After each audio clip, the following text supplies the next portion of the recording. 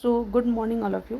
जितने भी student PG के हैं और जिनका सेशन 2025 से 27 होने वाला है, उन सब का बहुत अच्छा रिस्पांस भी मिल रहा है और बहुत सारे स्टूडेंट जुड़े भी हैं जिससे आपको बिल्कुल ऑथेंटिक इन्फॉर्मेशन मिल सके। ठीक है, और आपके बहुत सारा क्वेरी है और सारे क्वेरी को सारा मतलब ऑलरेडी वीडियो बना है छोटा छोटा, टाइम टू टाइम अपलोड कर दिया जाएगा। जैसे अटेंडेंस को लेकर, कॉलेज को लेकर, पीपीयू में करना चाहिए या नहीं करना चाहिए, बहुत सारे आप लोगों का कमेंट है। आगे भी अगर कोई कमेंट है तो आप इस वीडियो के कमेंट सेक्शन में बताइएगा। बट एक चीज़ में कंजूसी मत करिए, अगर वीडियो अच्छा लगे तो अपने हाथों से मतलब उंगलियों से लाइक और कमेंट ज़रूर करिए कि वीडियो अच्छा है, ख़राब है और क्या चेंजिंग करना चाहिए, इस तरह का। तो इस वीडियो में हम लोग देखेंगे कि कौन से स्टूडेंट एप्लीकेशन फॉर्म फिलअप कर सकते हैं और किस सब्जेक्ट में। तो देखिए, ये जो है पिछले साल का है, 24 का। ठीक है, और ये नोटिस निकला था। और देखिए, जैसे 18 मतलब पिछली बार तो स्टार्टिंग थोड़ा पहले ही हो गया था, तो first merit list, second merit list, third merit list, उसके बाद एक स्पोर्ट्स एडमिशन होता है, इस तरह से मेरिट लिस्ट निकलता है। ज़रूरी नहीं है कि सिर्फ 3 ही मेरिट लिस्ट निकले, इस साल के कंपैरिजन में फोर्थ भी निकल सकता है, इस तरह से। तो ये बिल्कुल फिक्स्ड नहीं है, डेट भी फिक्स्ड नहीं है। अब बस इतना याद रखिएगा कि बस 2-4 दिन में ही आप लोग एप्लीकेशन फॉर्म फिलअप मतलब एप्लीकेशन फॉर्म आ जाएगा। ठीक है, 2-4 दिन, ठीक है, बस ऐसे ही। तो क्या है, मतलब जल्दी ही एडमिशन आपका स्टार्ट हो जाएगा। तो यहाँ पे देखिए कौन से स्टूडेंट कर सकते हैं, कौन से नहीं। तो देखिए, जो स्टूडेंट हम यहाँ पे दिखा रहे हैं, जो स्टूडेंट आपके यूजी में यानी कि under graduation BA, BSc, BCom में, अगर आप अपने ऑनर्स में, जैसे मान लीजिए किसी का ऑनर्स है सोशियोलॉजी, तो अगर ऑनर्स में 45% से ऊपर आया है तो यानी कि वो स्टूडेंट एमए कर सकते हैं या कर सकती हैं। ठीक है, वो स्टूडेंट एमए कर सकती हैं। ठीक है, तो अब मान लीजिए कि कोई एक स्टूडेंट है जो जिसका ऑनर्स है सोशियोलॉजी, लेकिन उनका सब्सिडरी है हिस्ट्री या सब्सिडरी है ज्योग्राफी, और उस स्टूडेंट को दूसरे सब्जेक्ट में करना है, जैसे सोशलॉजी में ऑनर्स में नहीं करके हमको दूसरे सब्जेक्ट में करना है, तो is it possible? Yes, is it possible. अगर उनके सब्सिडरी में 55% से ज़्यादा मार्क्स आया होगा तो वो स्टूडेंट जो है उस सब्जेक्ट में मतलब एमए कर सकते हैं।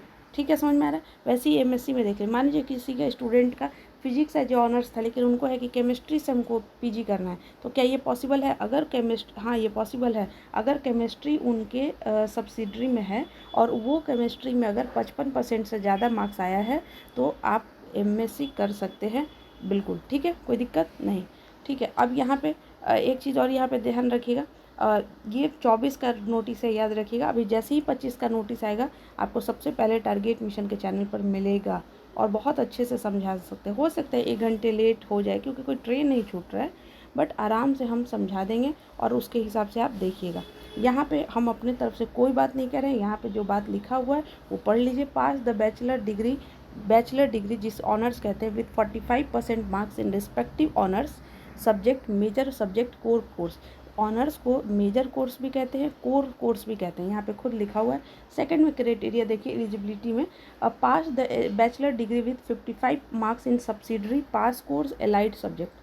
तो हम अपने तरफ से कुछ नहीं कह रहे हैं, यहाँ पे जो लिखा हुआ है उसी को मैंने बताया कि कौन से स्टूडेंट किस सब्जेक्ट में अपना पीजी में ऑनर्स में मतलब एडमिशन ले सकते हैं, चाहे एमए हो, चाहे एमएससी हो या एमकॉम हो। ठीक है, उसके बाद फिर यहाँ पे कैटेगरी वगैरह का दिया हुआ है। यहाँ पे और एक चीज़ है, अगर मान लीजिए कि कोई स्टूडेंट है, जैसे कमेंट पूछा गया था कि क्या हम मतलब मान लीजिए कि बीए किए हैं लेकिन हमको जो है दूसरे सब मतलब दूसरे में मतलब अब बीए के बाद हम एमए नहीं करना चाहते हैं, हम एमएससी करना चाहते हैं। तो देखिए, इसका पॉसिबिलिटी हो सकता है कि हाँ, ऐसा पॉसिबल हो सकता है, बट ये भी तब जब मतलब इस पे हम बहुत श्योर नहीं है, मतलब इस पे 100% श्योर नहीं है, बट हाँ, ऐसा जानकारी मिला है कि ऐसा हो भी सकता है, लेकिन वो उसी यूनिवर्सिटी में नहीं। जैसे मान लीजिए कि कोई बच्चा पाटलिपुत्र यूनिवर्सिटी में बीए किया है, अब उसको मन है कि हम एमए नहीं करें, हम एमएससी करें, तो उनको यूनिवर्सिटी चेंज करके एमएससी करना पड़ेगा। ठीक है, ये बात हम फिर से कह रहे हैं कि 100% श्योर नहीं है, बट ये बात जितना इन्फॉर्मेशन से मालूम पड़ रहा है कि ऐसे हम कर सकते हैं। हम इसी में क्यों नहीं कर सकते हैं? हम इसी में इसलिए नहीं कर सकते कि एक बार अगर आप एडमिशन लेते हैं तो 5 साल के लिए रजिस्ट्रेशन आपका रहता है। जैसे मान लीजिए कोई एक स्टूडेंट है राधिका, तो राधिका अगर स्टूडेंट अगर पाटलिपुत्रा यूनिवर्सिटी में अगर एडमिशन लेती हैं ग्रेजुएशन में यूजी में, तो उनका रजिस्ट्रेशन एक नंबर मिलता है। वही रजिस्ट्रेशन अगर वो पीजी में करती हैं तो वही रजिस्ट्रेशन कंटिन्यू हो जाता है। समझ में आ रहा है? तो कोई भी रजिस्ट्रेशन कम से कम 4 साल 5 साल के लिए वैलिड हो जाता है। तो उसमें आप फिर नहीं कर सकते हैं कि बीए के बाद फिर एमएससी कर लेंगे, बट यूनिवर्सिटी चेंज करके हो सकता है, और इसके लिए हम 100% श्योर नहीं हैं, बट हाँ जानकारी मिला है कि ऐसा हो सकता है। सो इसको आप ट्राई कर लीजिएगा। दूसरी बात, बहुत सारे स्टूडेंट का पूछना है कि रेगुलर अच्छा है या इग्नू अच्छा है। तो आप जो भी मतलब अगर ट्राई करिए कि आप रेगुलर बेसिस पे कर लीजिए कोई भी यूनिवर्सिटी से, और अगर पॉसिबिलिटी वैसा नहीं है तो फिर इग्नू तो करना ही चाहिए।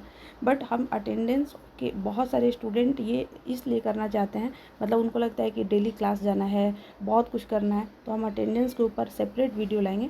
तब तक इस वीडियो को समझिए, और आई होप आपका डाउट क्लियर हुआ होगा।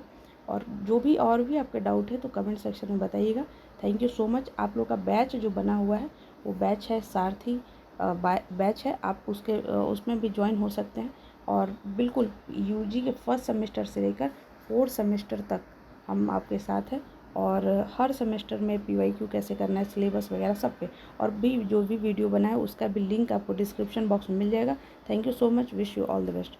फिर से कह रहे हैं कंजूसी मत करिएगा, बताइएगा ज़रूर कि वीडियो कैसा लगा। Thank you.